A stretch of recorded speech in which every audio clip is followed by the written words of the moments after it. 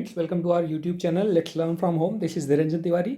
सो friends, बहुत दिनों बाद फिर से मैं वो आप सबके सामने हिस्ट्री लेके आ रहा हूँ।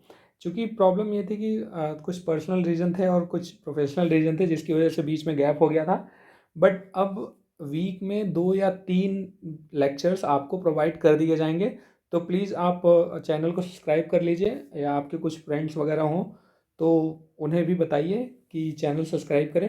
और एक चीज़ मैं आप लोगों से कहना चाहता हूँ कि हमारा चैनल बीएड का जो प्रोग्राम होता है, जो बच्चे बीएड करना चाहते हैं उनके लिए हिंदी में एक मतलब पूरा कोर्स हम ले आने की कोशिश कर रहे हैं या ले आना चाहते हैं। तो अगर आप लोग बीएड करना चाहते हैं या जो आपके दोस्त हैं तो प्लीज़ अपने सजेशंस हमें कमेंट कर दीजिए, ताकि हमें लगे कि हाँ, बीएड का कोर्स शुरू करना चाहिए या नहीं। तो चलिए, देर न करते हुए हम शुरू करते हैं। हम अब बात करेंगे MHI 09 की। चूँकि 03, 06 और कुछ लेक्चर्स आपके उस पर हैं, हम 09 की बात करेंगे, भारतीय राष्ट्रीय आंदोलन या इंडियन नेशनल मूवमेंट। तो चलिए, फर्स्ट चैप्टर सबसे पहले हम बात करते हैं नेशन एंड नेशनलिज्म, मतलब राष्ट्र और राष्ट्रवाद क्या होता है। तो अगर मैं सिंपल बात करूं कि राष्ट्रवाद क्या होता है, तो सिंपल सी चीज़ होती है कि किसी व्यक्ति को अपने राष्ट्र के प्रति जो निष्ठा होती है और जो लगाव होता है, वही एक राष्ट्रवाद होता है। बहुत अगर नैरो पॉइंट में बताया जाए, बहुत छोटी सी चीज़ में बताया जाए, जैसे आप अपने देश से प्यार करते हैं तो देश के प्रति जो आपका लगाव है वो राष्ट्रवाद की बात करता है, वो राष्ट्रवाद हो जाता है। तो ये एक सिंपल सी चीज़ होती है।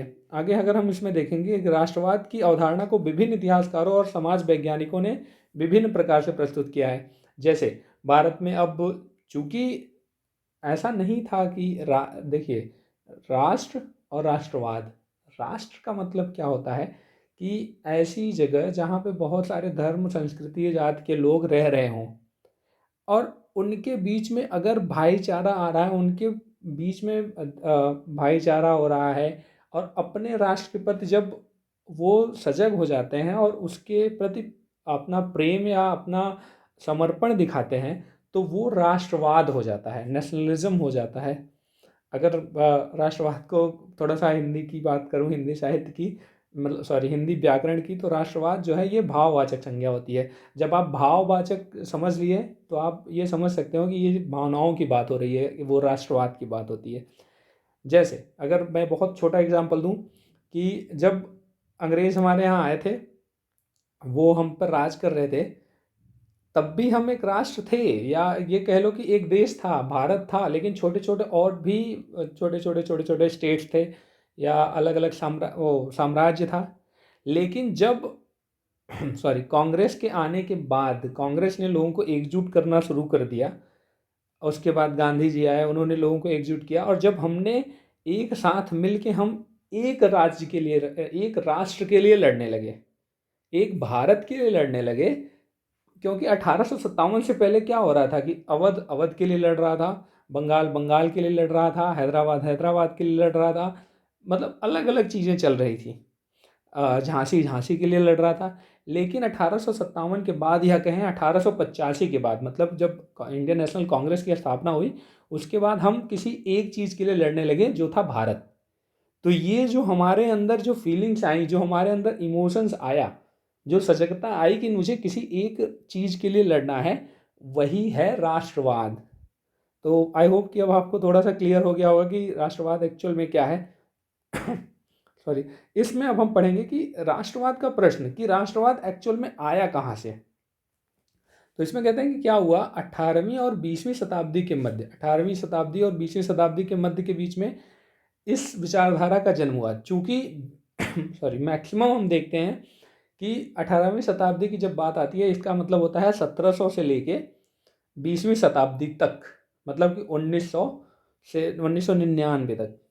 तो आप देखिए कि जितने भी कॉलोनाइजेशन थे, औपनिवेशवाद था, वो 17 था तो 1600 से, औपनिवेशवाद तो चला आ रहा था 1500 से 1600 से, लेकिन औपनिवेशवाद के खिलाफ जब लड़ाई शुरू हुई, वो अप्रॉक्स 1700, चाहे वो आप अमेरिकन ले लीजिए, चाहे कहीं का भी ले लीजिए, वो 1700 से लेके 2000 के बीच में ये सारी चीज़ें हुई। तो इसीलिए जब हम राष्ट्रवाद की बात कर रहे हैं तो हम तभी बात कर रहे हैं कि जब एकजुटता हुई, नए नए समुदाय के लोग इकट्ठे होते चले गए।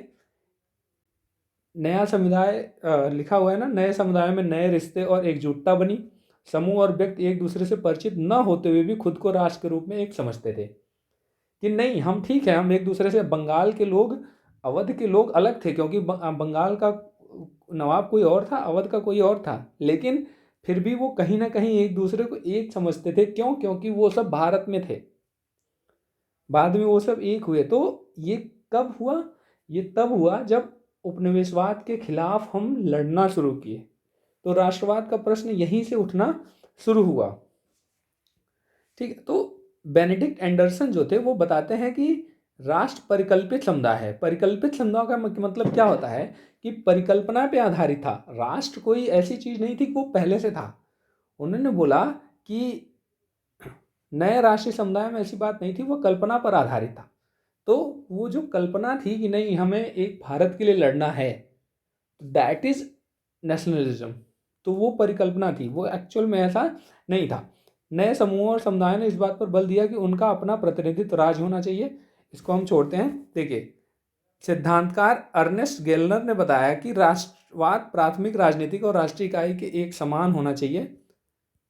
अगर मैं आगे बढ़ूँ, देखिए जरूरी नहीं है कि आपको एक एक लाइन का अर्थ मैं बताऊं, वही चीज़ बताऊंगा जो आपको एग्जाम में लिखना है या जो आपको आसानी से समझ में आ जाए कि हाँ एक्चुअल में इसका क्या मतलब होता है। क्योंकि अगर आप बुक में पढ़ेंगे तो 32 पेज का पूरा बुक है, तो आप वो तो नहीं ही समझ पाएंगे।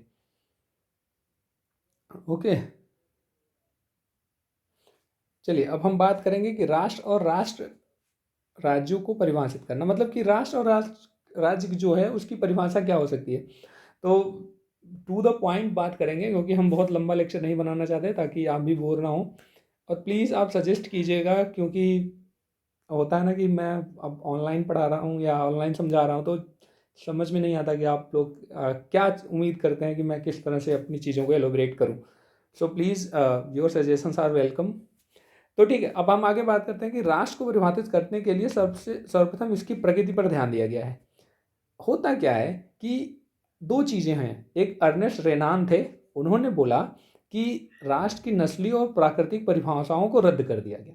नस्ली और प्राकृतिक परिभाषाएं मतलब इनका जो अर्नेस्ट, देखिए दो चीज़ होती है, एक होता है राज्य, एक होता है राष्ट्र। राज्य जो होता है वो ऐसी भौगोलिक क्षेत्र को बताते हैं, मतलब राष्ट्र का मतलब होता है भौगोलिक इकाई, कि एक उसका एक सीमा होगी, एक धर्म विशेष के लोग या धर्म समुदाय के लोग आपस में मतलब एक साथ रह रहे हैं, उसकी एक भौगोलिक सीमा है। लेकिन जब आप राष्ट्र की बात करते हो तो राष्ट्र एक भौगोलिक सीमा नहीं है। राष्ट्र एक चेतना है, एक प्रेम है जो अलग अलग समुदाय और अलग अलग जगह होने के बावजूद भी एक दूसरे के साथ बांध के रखता है, दैट इज नेशनलिज्म। तो अर्नेस्ट रेनान जो थे उन्होंने उसी चीज़ को अलग कर दिया कि उन्होंने कहा कि एक नस्ल के लोग जहाँ रह रहे हैं और एक प्राकृतिक क्षेत्र में रह रहे हैं, आप उसको राष्ट्र नहीं कह सकते। जो कि जो गैर आधुनिकवादी थे वो यही मानते थे कि नहीं, वो बहुत राष्ट्र बहुत पुराना है, कि एक नस्ल के लोग जहाँ रह रहे हैं या एक जाति के लोग जहाँ रह रहे हैं उसका अपने जो प्राकृतिक आवास है उसे हम राष्ट्र कह सकते हैं। तो अर्नेस्ट रेनान ने कहा नहीं, उसे आप राष्ट्र नहीं कह सकते। उन्होंने कहा कि नहीं, इच्छा, स्मृति और चेतना पर आधारित राष्ट्र ये राष्ट्र होता है, कि जो इच्छा है, स्मृति है और चेतना है। जैसे कि भारत के लोग भारत के बाहर भी तो रह रहे हैं, लेकिन भारत के प्रति उनका समर्पण, उनका लगाव आज भी है।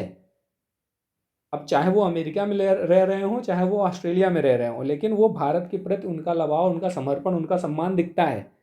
तो वो राष्ट्रवाद है जो कि किसी भौगोलिक सीमा से बंध के नहीं रहता। तो अर्नेस्ट रेनान जो थे वो यही बताने की कोशिश कर रहे थे। उन्होंने कहा कि इच्छा, स्मृति और चेतना पर आधारित राष्ट्र की अच्छी परिभाषा दी, जो राष्ट्रों के ऐतिहासिक निर्माण और राष्ट्रों का निर्माण इच्छा और चेतना पर आधारित था। ठीक है, उन्होंने कहा 1882 में कि राष्ट्र कोई स्थायी वस्तु नहीं है। ठीक है, तो उन्होंने बोला था राष्ट्र कोई स्थायी वस्तु नहीं होती, अब जैसे मान लो भारत के भी लोग मतलब मैं बस एक एग्जांपल दे रहा हूँ कि सॉरी, यहाँ पर भी अलग अलग समुदाय के लोग हैं, अलग अलग ग्रुप हैं। अब भारत का जो राष्ट्र प्रेम है या राष्ट्रवाद है वही सबको एक साथ जोड़ के रखता है भारत के लिए। वो सब भारत के बारे में सोचते हैं। लेकिन सोचो कि अगर पंजाब खुद को अलग करने की बात करता है, जैसे खालिस्तान जो थे, खालिस्तान समर्थक हैं वो अलग बात करते हैं। नागालैंड मणिपुर वाले, सॉरी नागालैंड अलग करने की बात कर जाए, जम्मू कश्मीर अलग होने की बात करता है, उसके अलावा नक्सली जो हों वो कह देंगे नहीं हमें अलग कर दो, या तमिल्स कह दें हमें अलग कर दो। तो सोचो कि वही ये कह रहे हैं कि कोई स्थायी वस्तु नहीं है, क्योंकि अगर इनके दिमाग की वो बात जो इनको एक राष्ट्र के रूप में बांध के रखता है वो बस यही है कि उन्हें अपने एक भाव है, एक चेतना है जो बांध के रखता है। लेकिन अगर ये खुद को अलग करने की बात करेंगे तो वही होगा जैसे कि कुछ समय पहले होता था कि ये सब विद्रोह करना शुरू कर देंगे। ठीक है, तो अब अगर मान लो ये भी नहीं समझ आता, और एक और एग्जांपल देते हैं। जब भारतीय राज्य का एकीकरण हो रहा था, भारत आज़ाद हुआ तो उस समय 500 550 टुकड़ों में बटा हुआ था। तो उसको एकीकरण की बात आई थी तो बहुत सारे जितने भी थे, मतलब 80% 85% जो राजा थे उन्होंने अपना समर्पण दे दिया कि नहीं हम एक देश के लिए अपनी कुर्बानी दे सकते हैं। क्यों? क्योंकि उनके अंदर चेतना थी, वो राष्ट्रवाद है। लेकिन अगर वो नहीं मानते तो हमें बहुत मुश्किल हो जाती एक भारत को जोड़ने के रूप में। तो ठीक है, भारत था तो, लेकिन भारत एक सिर्फ राज्य था, वो राष्ट्र नहीं बन पाता जब तक कि सब लोग एक साथ सम्मिलित नहीं हो गए, सब लोग एक साथ सामने नहीं आ गए। तो वही वो कह रहे हैं कि कोई स्थायी वस्तु ये नहीं है। ठीक है। लेकिन अब क्या होता है कि 1913 में जोसेफ स्टालिन थे, उन्होंने कहा कि नहीं, रेनान जो कह रहे हैं कि ये स्थायी नहीं है, इसमें कुछ प्रॉब्लम्स हैं। वो कह रहे हैं कि नहीं, कभी कभी भाषा, समान भाषा क्षेत्र और आर्थिक क्षेत्र और मनोवैज्ञानिक बनावट के आधार पर भी गठित होती है। ऐसा नहीं है कि सिर्फ चेतना या उसकी बात करोगे, उनमें जो भाषाएं होती हैं जो जैसे कि मान लो सिंपल सा एक एग्जांपल लेते हैं हम श्रीलंका का। श्रीलंका में सिर्फ दो ही समुदाय हैं, तमिल्स और सिंगली। कुछ समय पहले ये हो रहा था कि तमिल्स की उपेक्षा की जा रही थी और सिर्फ सिंगली ही रूल करते थे। तो एक ही समुदाय के लोग थे, एक ही तरह के लोग थे, तो क्या वो एक राष्ट्र के रूप में नहीं थे?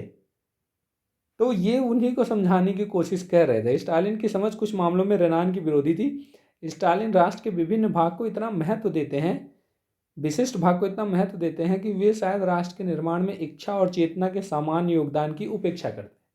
वो कहते हैं कि नहीं, ये इच्छा चेतना तो बात की बात है, लेकिन जो राष्ट्र की, मतलब राष्ट्र की जो परिकल्पना है, जो सोच है आपकी, वो बहुत पहले से है, उसकी जड़ें बहुत पहले से समाई हुई हैं। और वो कैसी हैं कि जब एक ही नस्ल के लोग, नस्ल, भाषा, ये सब जो पुरानी जड़ें हैं, वो उससे ही आगे चल के राष्ट्रवाद बना है।